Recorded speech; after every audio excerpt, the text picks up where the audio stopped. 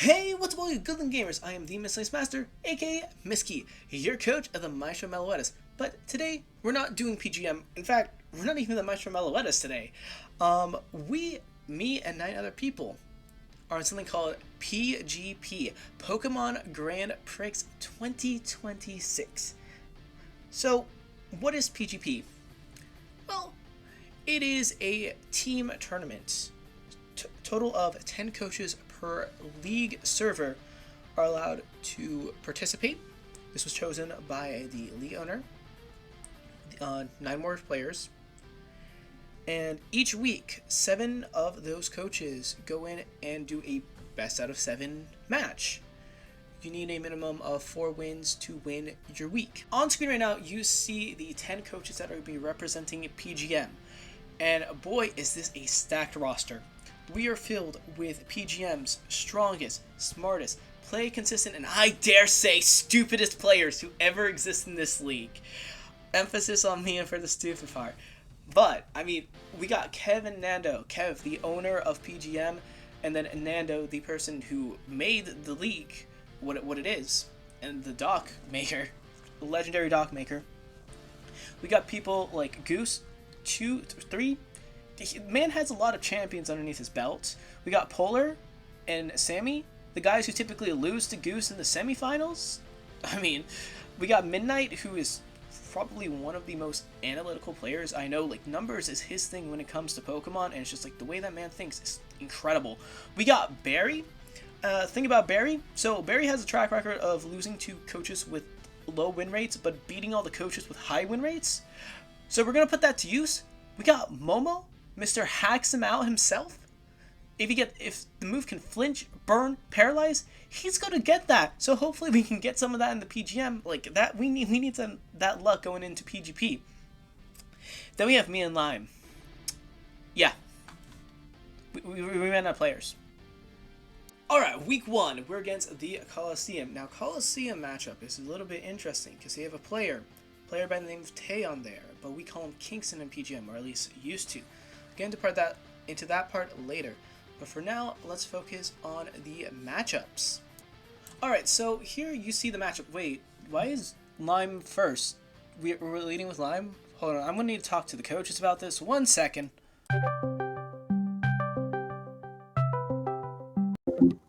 Hey, Kev, question.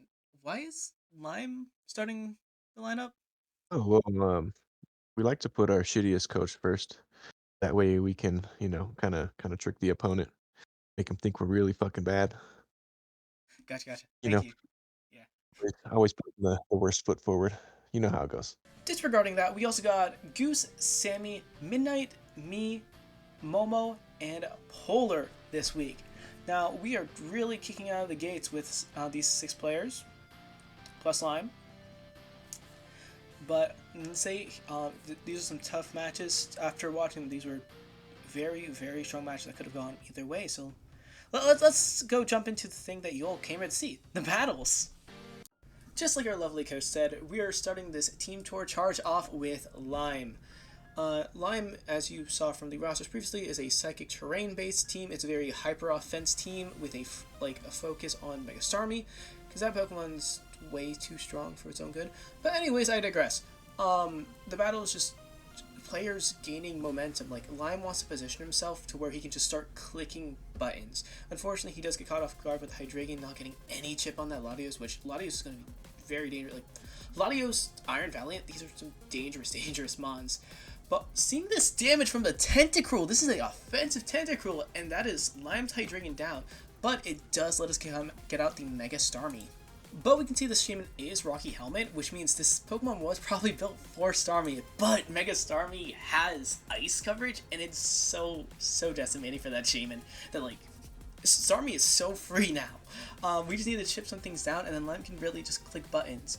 We can see Lele Latios skirmish for a bit, but now we're just, like, regaining momentum. Can we get Mega Starmie back in, confirm a kill?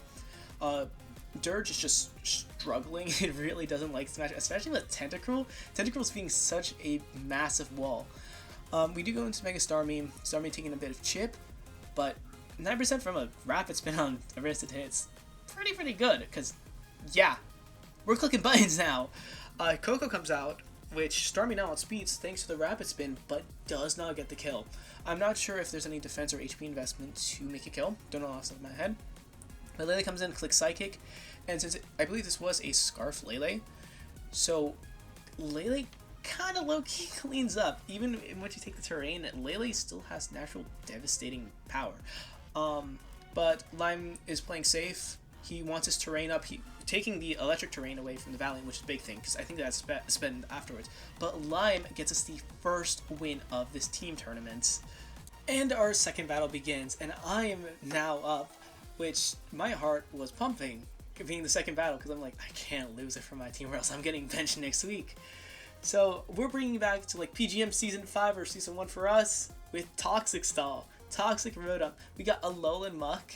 Yeah, and we're fighting Terapagos, which is a Meteor Beam set, which I'm very surprised with this like aggressive lead, because this Terapagos was such a monster for me in mocks that I changed so much, and like having Terapagos out of the way so early made my heart feel like so much better.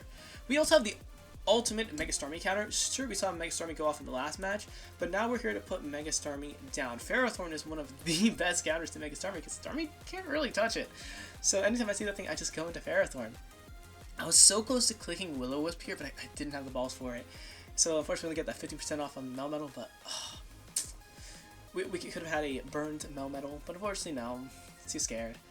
But yeah, this Ferrothorn put in so much work with Lead Seed, and this team in general is just scary. Thundurus knocks off my Wakanberry. I was hoping to take like a Thunderbolt and then hit it back with a Mirror Coat, or like Liquidation just killed. Yeah, I think I took Mirror Coat off. And so Lando is Choice Scarfed, to give you a heads up, just so we can outpace the Mega Starmie, because like U-turn is going to be devastating into this team. We can do it for free. Unfortunately, we do fall for the Volt Absorb, but this is a perfect opportunity for us to Pain split up. I thought we clicked Toxic there, I'm not gonna lie. But massive crit, making sure the Screamtail dies, so we don't have to deal with it, because that Wish stuff, we don't want to deal with it. Rotom does a great job of semi-walling Melmetal, but it's still going to do a lot of damage. And this one I'm like, oh, that might be max HP Melmetal. Cause we got so much back from Pain Split. What? What the fuck? I was predicting like Gastro coming out on my Volt Switch, or Thundurus. Fortunately, didn't call it right. Just, these battles come so closely down to calls. It's incredible. By no means are any of the battles you see easy coaches. Every single person in this league is very, very skilled. Our opponents are strong. We are doing our best to be strong and just try to bring home that W.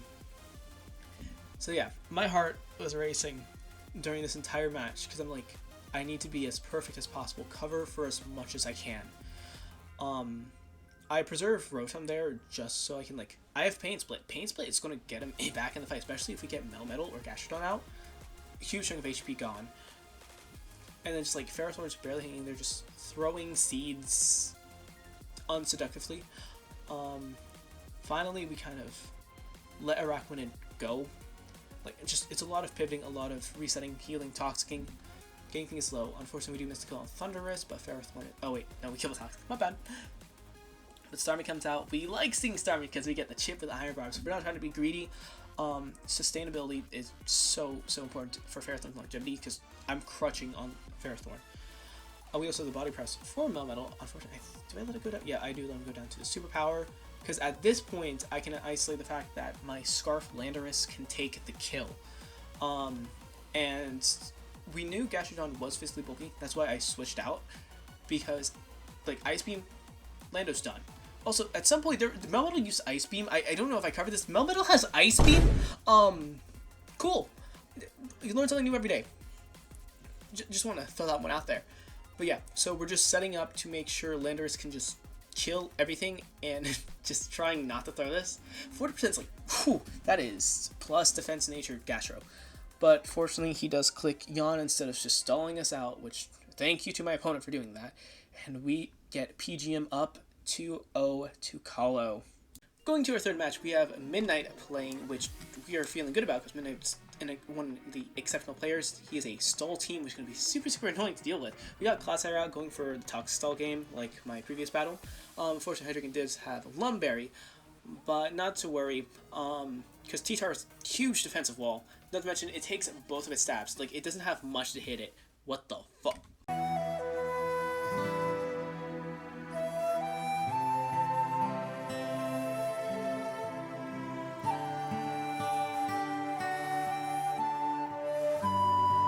Okay, a bit of a minor setback. I mean, now we're -1 in differential, but hey, we still got 4 battles left. What could possibly go wrong? Alright, so next up we have Polar. I wasn't there a lot for his prep, but after that previous match, one of the things Polar was joking about is seeing Nasty Plot Skuntank, because that would have done him a number. As you can see, the Skuntank seems more of a defensive one, has Toxic, also seeing, I think, Physical Tornadus, if I remember correctly, but seems like everything's standard so far. He's running a Wish Jirachi, like a very utility-based Jirachi, because hazards are so great and competitive. Just getting that necessary chip. Remember when that Tapu Koko lived on 2? If Lime had Stealth Rocks, that thing would have been dead and Starmie like full cleaned. But yeah, Rocks huge. That crit absolutely huge, and you'll see why just in a little bit. Utility Tinkaton. Like this is a very just standard pivot battle. Gain your momentum, and then we'll see like crits, speed pass forward, status, speed pass forward. Polar doing just an amazing job of keeping up his momentum. As you can see, that Ivy Cudgel would have not killed had he not got the crit previously. And like Ogerpon just putting in a lot of work. But yeah, Polar is a great player. No. Wait. Yay! After that delightful hard stopper, unfortunately that was shut down. We just go straight back in. We're up by 2. We just got 4 more mons to lock out, so this battle's still not over yet. He could very well come back, especially with this Wish Fish. Momola's so annoying. And then Zeraora here stopping these super effective electric moves from finishing. One of the things about Great Tusk is this is Assault Vest in preparation for this exact set. That's also another thing I remember Polar mentioning. Grassnut Zeraora, and Tusk handily dealt with it and drawed with it. Big Heat Wave miss because getting that Wish off can be so good. Because now we got Ogerpon back up, full HP, and ready to brawl. Like, this Pokemon put in so much work. Beautiful 37 to the Lomola, taking it out. And from here, Ogerpon pivots out. I completely forgot the base stat total of Lodius. I think it's 110? I don't remember what the max is. But we have a Ditto to counter this Dragon Dance, and handily getting Polar our 3rd victory. So now we are 3-1 against COLO. Great job. On to our 5th battle. So we now have Sammy on deck versus Kingston, or Tay. So this was quite a quick match. Yeah, quite long. But that gives me a great time to tell you what happened in the server. Let's talk about drama. Not my strong point. I'm not the biggest fan of drama, but to keep you guys in, or explain the story if you're not familiar with it, Kingston, or Tay, we'll refer to him to as Tay for this battle, was part of PGM. He faced Sammy, lost. It was a really good match. But in PGM we have something called injury cards, and 2 were placed on him, taking out his Tapu Koko and Iron Valiant, his round 1 and 2 picks, some of his strongest Pokemon. Later talking, after some conversations, we learned Kingston was looking to get throw matches and get kicked out and ruin the team. And with the runners of the league, this was not okay, because, okay, why don't you just leave outright, not mess up the team, so whoever comes in isn't completely screwed over.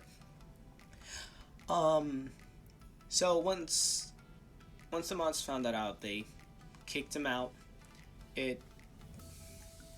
I mean, if you weren't enjoying it, just quit. Don't ruin it for somebody else that's going to pick up the team later. But anyways, this was a bit of a grudge match. Sammy did 1-0 him in the last match. Once again, very good match. And both players brought their A game because we're on turn 82 with only one Pokemon down. Our Caledon taking out the Ogerpon. That probably was brought in a bit earlier than it should have been. But yeah. And I think I'm probably explaining it on the light end of what happened. I'm sure other people have a much more detailed story of what happened, but that's what I'm going to say per this video. But now focusing on this map, it's literally just a stall war. I remember I'm counting down these defogs of the Corviknight because I'm just like, I want something to happen. And we watched this live, so you guys are looking at the replay. So this is without no thinking. This is on fast mode, on showdown, or this battle's in 4 times speed in editing. So this is about times 6 times 8 speed that we're watching this. It was incredibly long. It was a watch through, to say the least. But Sammy's starting to pick up some more kills. Unfortunately, the Scizor does go down, and that's like the best answer to Mega Floette, because Mega Floette is such an interesting mon. Or maybe that's just because I haven't fought it or like had to deal with it, so I just find it interesting, and I don't really know what its stats look like. So maybe that's just my noobness talking. But yeah, this is just war of attrition. In these competitive battles, like keeping your mons up, making sure their HP is staying up is so huge, because it's so hard to get these super effective hits because opponents, they know how to play. And we're coming down to the final few turns where it was rough. We're trying to get for those pair hacks, but it is sealed with our Caledon missing Draco Meteor. Now we got the champion taking the battle seat. So going in, we just felt really good because Goose is an amazing at Pokemon. He's a prodigy. His team, I mocked against it. It's also very, very strong, very annoying. Right now, going against the Porygon 2, which with Conversion, which is, I think, great tech on the opponent, just because it beats the Double Iron Bash. But fortunately, Goose does come prepared with the high horsepower for super effective hits. But this B2 put in a lot of work, which kind of sucks. Chipped down about 2-3 of Goose's Pokemon. So, even though this skirmish is on Goose's end, it still feels like we're down. It took out the Melmetal, which is big answer, I think, to Mawile, because that's a Mega Mawile. Now this Heatran set, it's absolutely amazing. Taunt Magma Swarm, so you can't leave, and it just gets to chip you out. That crit doesn't really matter. But yeah, no, that Heatran, oh my, I remember finding that Mox, hated it. Big miss from the Lando as Slowbro comes out, and we just get the Regenerate Core, like, war of attrition. You want your HP always up so you can take more and more hits. Sadly, there's no Rocky Helmet to punish that Lando, but beggars can't be choosers. Mandibus comes out, very, very bulky bird, and it honestly, it could be a good switch in for Lando. But he turns back out, claims another good, right? Yep. Miracle that we're not messing these Magma Storms, so that Magma Storm's like 75-80 accuracy. I believe Mandibus is special defensive, that's why it's not coming out on Lando. But War of Attrition, Rillaboom's out, and this is a Sword Stance set, so this monkey's gonna be really, really hard. Of course, do not pick up the kill with U-turn, but hey, finished off with a Rocky Helmet Mandibus. So things are looking good so far. Goose is up by 2 more mons, and this Mawile comes out. U-turn, go to the physical wall, or sorry, go Heatran. He calls it, which good play by the opponent. So we just bring out Slowbro, because Slowbro is a big bulky boy. Oh my god, that killed. Yeah, now we're on the back foot, because nothing really likes fighting Mawile. So Mandibus is getting chipped, and we bring out Rillaboom, because Rillaboom probably has high horsepower, but we miss. That was our last chance into the game. Because yeah, Sneasler can clean up, but the 2 mons in the back, it's a little bit tough. So by now, once this battle finishes, we're at 3-3. So now our last match to go is Momo. And things are looking dire for PGM. Alright, we have Momo up. This is the battle for the series. Now, keep in mind, battles are due by Sunday. Showdown had an issue on Sunday, So we're doing this battle on Tuesday. So we're all on the edge of our seats, trying to figure out who wins this series. Waiting for Showdown to go up and the players to be available. So here we are, Tuesday night. We're all sitting there, fingers crossed, everything's gonna be good. Slow King punches himself in confusion and just... Okay. Now I did mock with Momo for this, so I know about a bit more about his team. Fun fact, Flowite gets Psychic. That was something I learned when mocking for him. This Greninja was a huge problem to prep for, because physical Greninja is just like decimated through the team. Like you turn Okos the Ogre Pond. Huh? So we had to build super hard. That was a lot easier than expected. Oh, that's the biggest throw out of the way. So Momo's sitting a little bit better, because Skarm. This is not a defensive Skarmory. This is Max Pedef Skarmory. And Skarmory just likes being in front of Kartana. Kartana can't touch it. And especially since there's no hidden power. But now that Kartana wants to use its special attack. But right now, G-Darm, like, low-key cleans up from here. But Momo's being very cautious about worrying about Icicle Crash misses. And then proccing it with Static, because he also has Ice Punch. So he's playing around a little bit. But I do kind of think, like, low-key, I feel like Momo could have won from there. But that's hindsight. Momo's doing the safe thing because it's for the series, so like a lot of pressure. So he goes into Ogre Pond. Ogre Pond does amazing, like as you saw. Cornerstone earlier just hits hard. And there's a special defense of Ogre Pond, so we just barely take the discharge. Thunderbolt would have killed. And so gets Static, but we're not. Momo don't want to play that game, so he switches out. Brings in G-Darm, because this is Zapdos. And with that, PGM wins. Alright peoples, that brings us to the end. PGM takes the series with 4-3, which incredibly hard fought series. So I'm so glad we came out on top. It's been a while since I've made a video, so if you want to continue seeing videos like this, following us in PGP, make sure to like and subscribe. And just keep on supporting PGM, because we are planning on going all the way. We are working hard, we're working with each other to make sure we can make the best plays, the best teams, just whatever it takes to get to the top.